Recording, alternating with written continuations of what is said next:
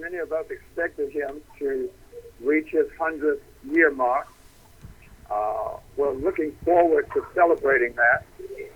And yet there's a great belief in that a man who has lived his life well has now experienced the reward, that for which he so longs for, and that is to be in the presence of the Christ whom he proclaims. Did you know Reverend Graham yourself? Had you ever met him? Had you ever had occasion to meet him?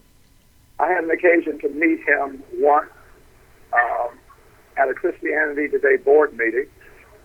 This would have been maybe 5 years ago. And though frail in body, he was strong in voice, vibrant of spirit, clear of both mind and conviction. Did you have much? I mean, I understand occasions like that.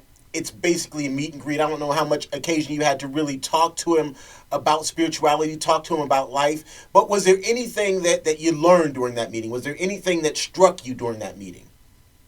The thing that struck me most was the consistency of his belief that this was now well over 60 years, having experienced the death of his wife and the diminishing of his physical ability, and yet his faith remained firm.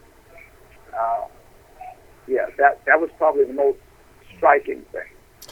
You know, it's often said that Sunday is the most segregated day of the week. And is this a man who was really able to cross cultural and spiritual lines? Billy Graham was both ironic and international. By ironic, I mean he was able to set a tone where everyone could see themselves, even if they disagreed with each other. He was able to cast a vision both by way of his person and by way of his proclamation, where people who differed could still come under the tent that he set up. Certainly internationally, he was able to go into places where even presidents dare not go, and in many ways open up doors for them because of the power of his person. From a spiritual standpoint, where do you think Billy Graham will rank in history, if you will? And I'm not even sure, quite honestly, this is an appropriate question, but where does he rank in history? In my mind, I think of popes in terms of iconic spiritual figures. Obviously, Jesus being the most iconic. But where does Billy Graham, in your mind, rank there?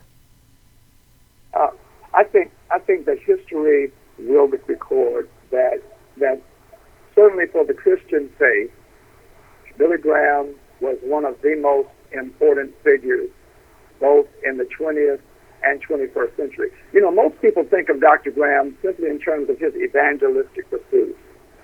But Dr. Graham also was instrumental in the beginning of several academic institutions.